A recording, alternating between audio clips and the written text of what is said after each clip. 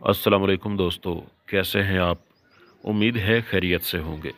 नाज़रीन, अगर आपकी रिहाइश एएसएफ सेंटर से करीब ही है तो आप कोशिश करें मोबाइल अपने घर पर ही रख कर चले जाएं। और अगर आप कहीं दूर से आ रहे हैं या अपना मोबाइल साथ लेके जाना चाहते हैं तो आप लेके जा सकते हैं।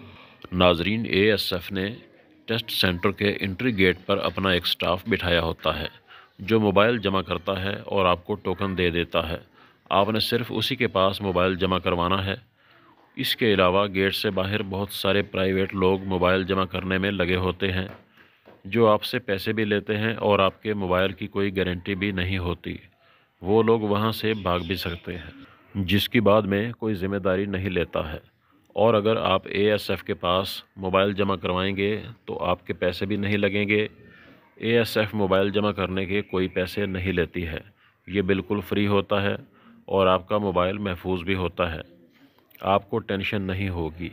अगर आपने अभी तक हमारा चैनल सब्सक्राइब नहीं किया है तो अभी सब्सक्राइब करके हमारे मेंबर बन जाएं ताकि आपको एएसएफ से मुताल्लिक हर तरह की न्यूज़ और अपडेट सबसे पहले मिलती रहे। मिलते हैं अगली वीडियो में, तब तक के लिए अल्लाह हाफ़िज़।